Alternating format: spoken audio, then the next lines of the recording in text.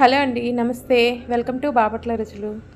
ఈరోజు వీడియోలో హెల్తీగా గోధుమ పిండితోటి స్పాంజీ కేక్ని అయితే చూపించబోతున్నానండి.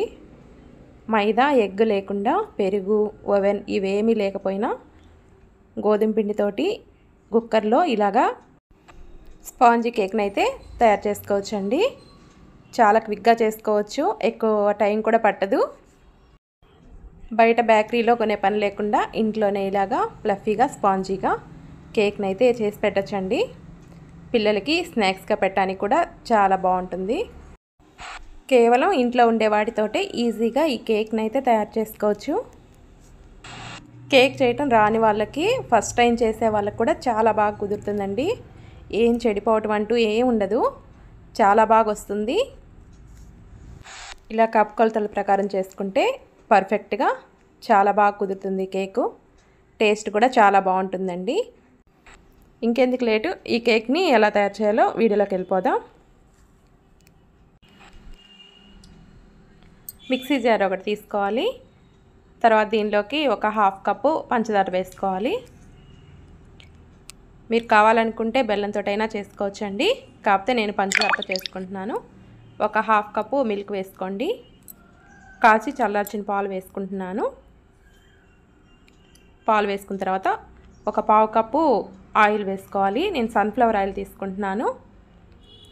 మీకు కావాలనుకుంటే ఆయిల్ ప్లేస్లో బటర్ అయినా తీసుకోవచ్చు.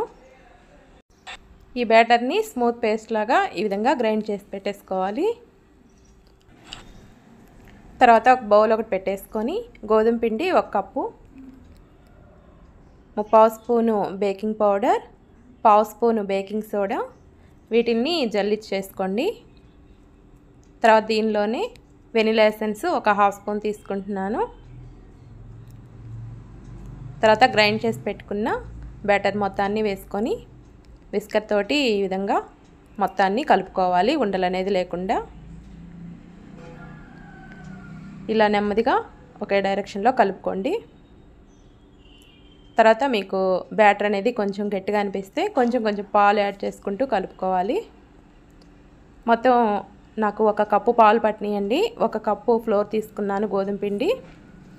1 కప్పు గోధుమ పిండికి 1 కప్పు పాలు అయితే పట్టినాయి. ఇలాగా విస్కర్ తోటైనా లేదంటే స్పూన్ తోటైనా కానీ కలిపేసి పెట్టేసుకోవాలి. బ్యాటర్ అనేది ఈ విధంగా ఉంటే సరిపోతుంది. మరీ లూజ్గా ఉండకూడదు, అలా అని మరీ థిక్గా లేకుండా రిబ్బన్ కన్సిస్టెన్సీ వచ్చే వరకు కలుపుకోవాలి. తర్వాత మీరు కేక్ని దేంట్లో అయితే బేక్ చేసుకుంటున్నారో అవి తీసుకోవాలి. నేను గ్లాసులు ఈ విధంగా కప్ టైప్లో తీసుకున్నాను. వీటికి మొత్తానికి ఆయిల్ అప్లై చేయండి. వీటిపైన కొంచెం ఫ్లోరు గోధుమ పిండి కానీ లేదంటే మైదా కానీ ఈ విధంగా స్ప్రెడ్ చేసుకోవాలి. కేక్ బ్యాటర్ని కొంచెంగా ఈ బౌల్లో వేసుకోవాలి. గ్లాస్కి ఫుల్గా వేయకుండా హాఫ్కి వేసుకోవాలండి. ఈ కేక్ అనేది బేక్ అయ్యేసరికి బాగా ఉబ్బి పైకి వస్తుంది. అందుకని మరీ పైదాకా కాకుండా ఇలాగా హాఫ్ వేసుకుంటే సరిపోతుంది. అన్నిట్లోకి ఇదే విధంగా వేసి పెట్టేసుకోవాలి బ్యాటర్. ఈ కేక్ని నేను కుక్కర్లో బేక్ చేసుకుంటున్నాను. ఒక 10 మినిట్స్ ముందే కుక్కర్ని ప్రీహీట్ చేసి పెట్టేసుకోవాలి.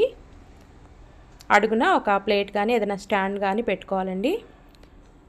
తర్వాత కేక్ బ్యాటర్ని వేసుకున్న బౌల్ మొత్తాన్ని దీంట్లోకి పెట్టేసుకోవాలి.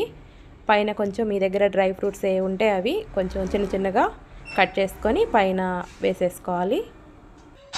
కుక్కర్కి విజిలు, గ్యాస్ కట్టు లేకుండా ఇలా మూత పెట్టేసుకోవాలి.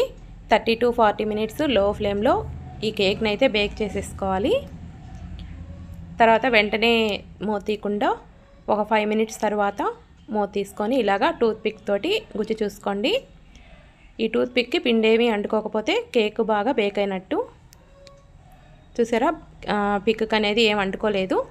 తర్వాత వీటిని బయటికి తీసేసుకోవాలి.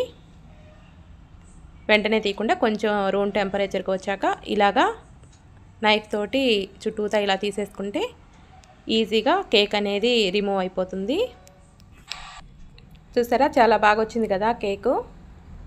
చాలా స్పాంజీగా, ఫ్లఫీగా చాలా బాగా వచ్చింది.